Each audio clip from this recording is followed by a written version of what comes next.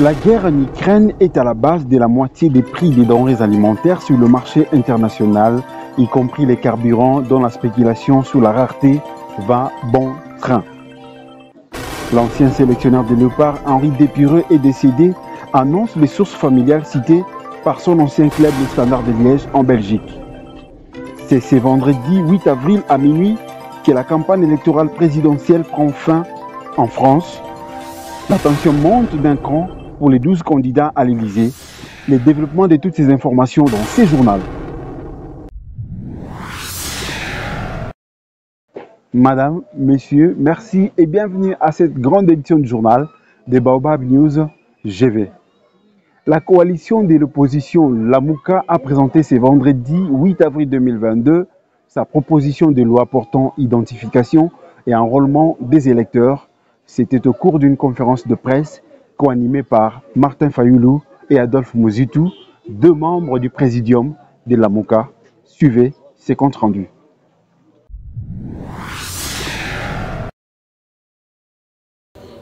Huit points au total s'articulent autour des idées en rapport avec la proposition de la loi faite par Lamouka, notamment 1.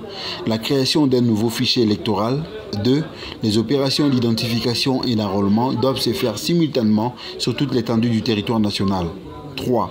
Le rôle de l'observateur a été renforcé et ses observations peuvent affecter la crédibilité du processus. 4. La publication de la loi électorale provisoire dans les centres d'inscription et sur les sites web de la CENI agrégés par les centres d'inscription. 5. L'institution de l'audit obligatoire du fichier électoral et publication par la CENI du fichier définitif audité 30 jours avant la tenue des scrutins. 6. Le privilège accordé aux Congolais n'ayant pas encore fait l'objet d'une décision judiciaire irrévocable, leur privant des droits politiques ou civils d'être identifiés et enrôlés, pour ne citer que cela.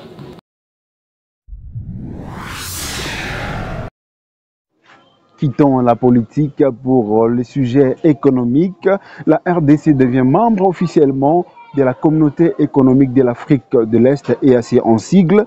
La cérémonie de signature du traité d'adhésion a eu lieu ce vendredi 8 avril 2022 par le président de la République Félix-Antoine Tshisekedi à Nairobi, la capitale kenyane. Restons toujours à l'économie. La guerre en Ukraine est à la base de la montée des prix des denrées alimentaires sur le marché international, y compris les carburants, dont la spéculation sur la rareté va bon train. En RDC, particulièrement à Kinshasa, les populations vivent les spectres de la majoration du prix du litre à la pompe. Les Kinois ont réagi. Suivez-les.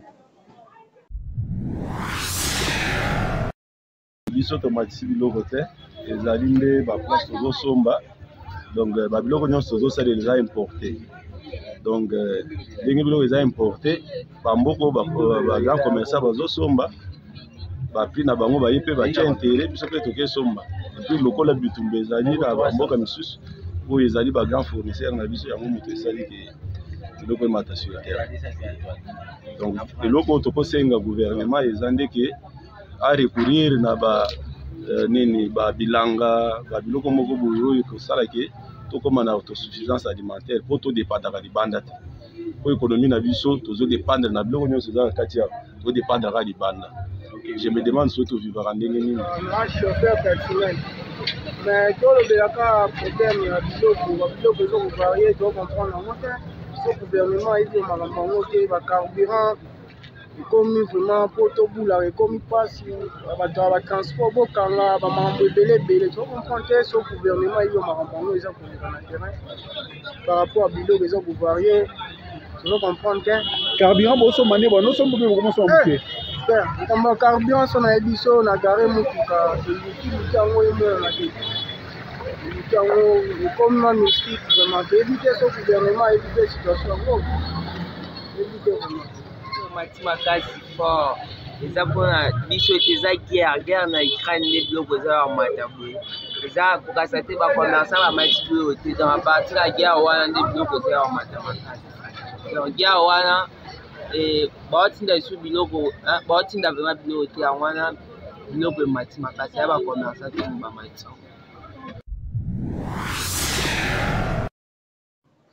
En sport, je vous l'avais annoncé au début de cette édition, L'ancien sélectionneur des Léopards, Henri Despireux, est décédé, annoncent les sources familiales citées par son ancien club, le Standard de Liège de Belgique.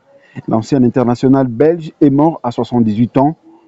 Il avait aussi été le sélectionneur de l'équipe nationale A de la RDC entre 2006 et 2007, en remplacement par Claude Leroy. Son séjour en RDC ne s'était pas déroulé comme il aurait souhaité. Il avait fini par porter plainte contre la FECOFA après avoir accumulé 11 mois d'arriérés des salaires. Clarence Seedorf, l'ancien international hollandais, a séjourné à Kinshasa pendant 2 jours, soit du 5 au 6 avril 2022 dernier. C'était dans le cadre de la présentation du trophée de la Champions League européenne, une campagne africaine qui, après la RDC, passera par le Nigeria. C'était aussi à Kemesha, à Gombe. Suivez.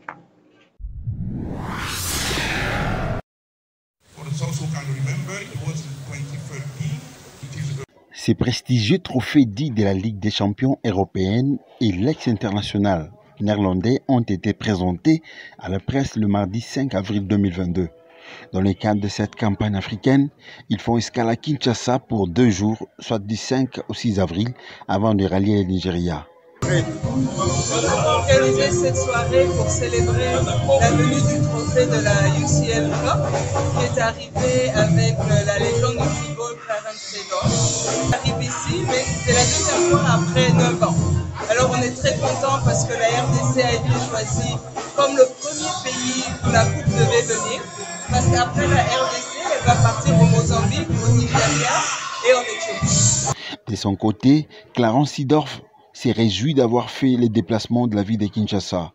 Il a aussi remercié Heineken pour l'opportunité lui donnée de communier avec les passionnés du football.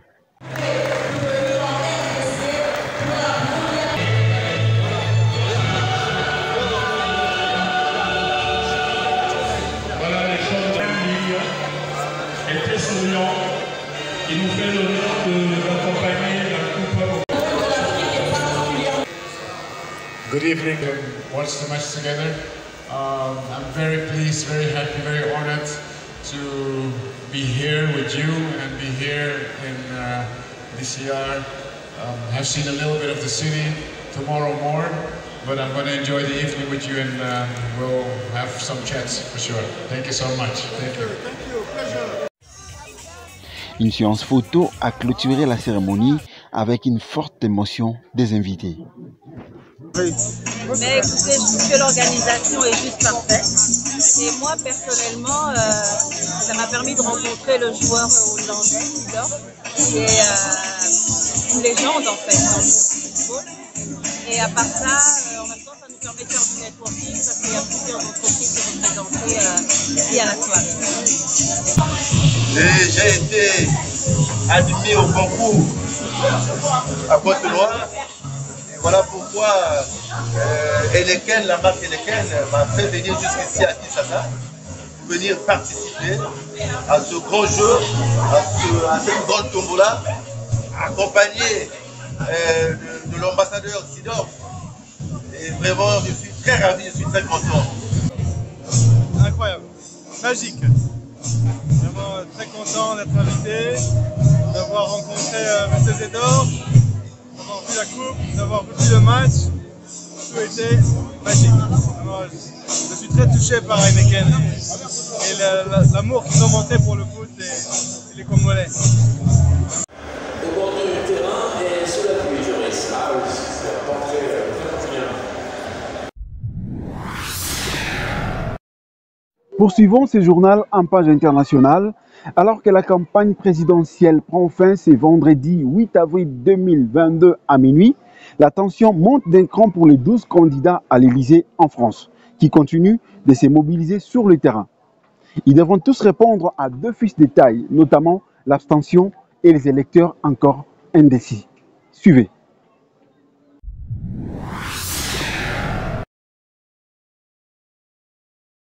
Les candidats à la présidentielle se démultiplient sur tous les terrains. Vendredi 8 avril, dernier jour de campagne à 2 jours d'un scrutin qui prévoit l'écart serré entre les 2 favoris, Emmanuel Macron et Marine Le Pen. Pour les 12 prétendus à l'Élysée, 2 grands défis s'imposent à la fin officielle de la campagne ce vendredi à minuit. Les candidats n'ont qu'à mobiliser leurs partisans alors que l'abstention pourrait approcher ou dépasser les records de 2002, soit 28,4%, et d'aller chercher les nombreux indécis qui représentent un tiers des personnes sûres d'aller voter. Le scrutin de dimanche intervient dans un contexte international très tendu avec la guerre en Ukraine et ses répercussions qui ont des effets très concrets sur la vie quotidienne des Français et une flambée des prix de l'énergie et de l'alimentation. Signalons que l'élection se tient aussi sur fond de pandémie du Covid-19.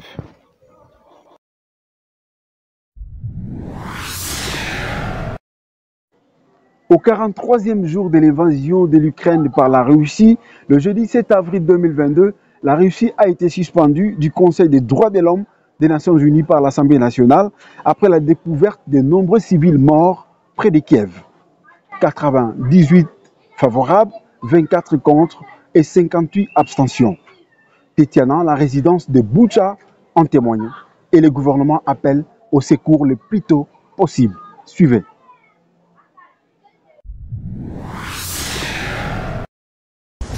Dans sa cour arrière, Tetiana, résidente de Boutcha, montre la tombe de son fils et de 2 de ses amis. Difficile pour elle de croire en un acte de bonne foi. Je suis moi-même originaire de Donetsk. J'ai été obligée de partir en 2014 pour sauver la vie de mon fils. Il avait alors 14 ans. Je suis arrivée, il est mort ici. Comment est-ce possible? Là où les troupes russes sont passées, les corps des victimes ukrainiennes s'amoncellent.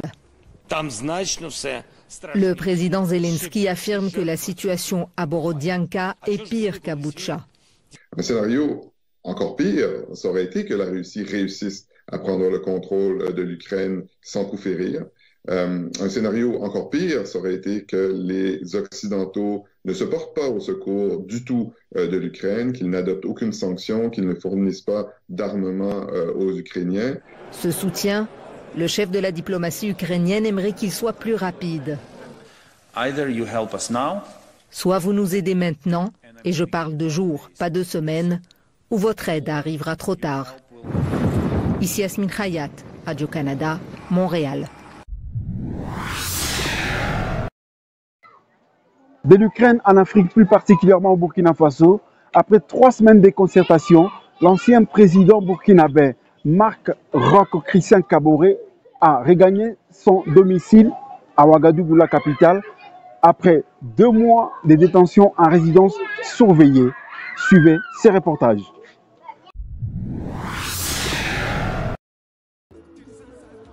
L'ancien président du Burkina Faso, Roch-Marc Christian Kaboré, a regagné son domicile à Ouagadougou après plus de 2 mois en résidence surveillée. L'annonce a été faite par un communiqué du gouvernement burkinabé publié mercredi soir. Le texte précise que des mesures sont prises pour assurer sa sécurité, sans donner plus de détails sur les conditions de sa libération. Sa libération avait été réclamée par la CEDEAO mais aussi par l'ONU et l'Union africaine. Le mouvement du peuple pour le progrès, ancien parti au pouvoir, avait dénoncé des conditions de vie en résidence surveillée semblables à une détention. Accusé de ne pas avoir su endiguer la violence djihadiste qui mine le Burkina Faso depuis 2015, l'ancien président Kaboré a été renversé le 24 janvier par une junte militaire, conduite par le lieutenant-colonel Paul-Henri Sadaogo Damiba, aujourd'hui chef d'État. Les nouvelles autorités burkinabées ont jusqu'au 25 avril pour fournir un calendrier de la transition raisonnable à la CEDEAO. La politique en Afrique, chers téléspectateurs, reste toujours un théâtre. Place maintenant aux annonces. Je vous laisse suivre.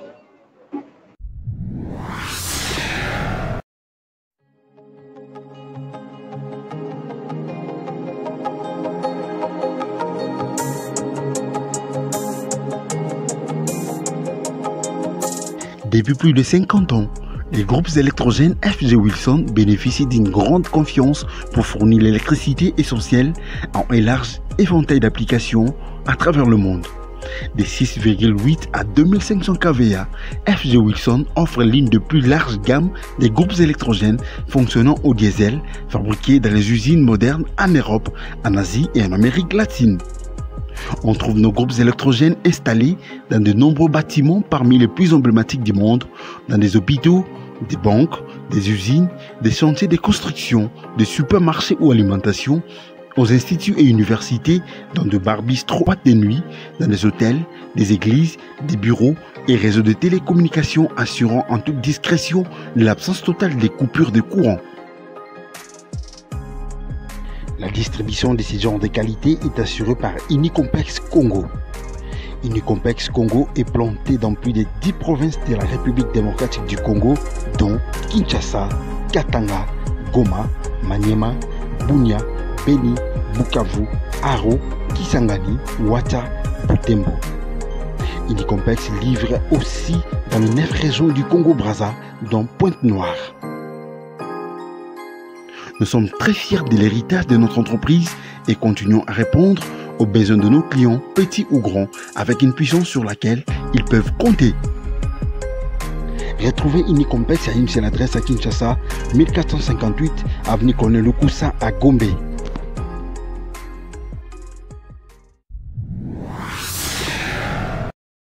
Section des hôtels, le chapitre 42 est là, la toute première de cette année.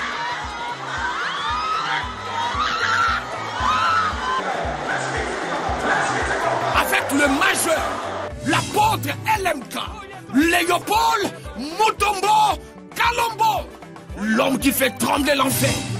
Oh, alléluia! Que les saints acclament le Seigneur! Ça c'est impossible. Donc ça c'est le miracle.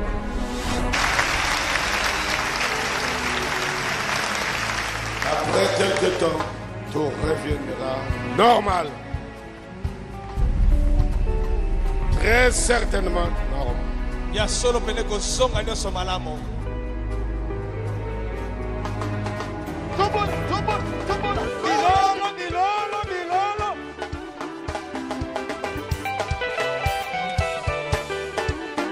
Ils sont plaqués au sol.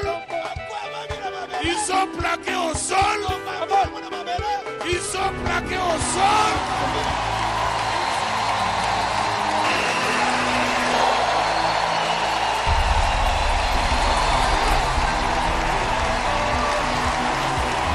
La grande campagne de destruction des hôtels, le chapitre 42, du mercredi 23 au dimanche 10 avril 2022, chaque mercredi, jeudi, vendredi, à partir de 14h.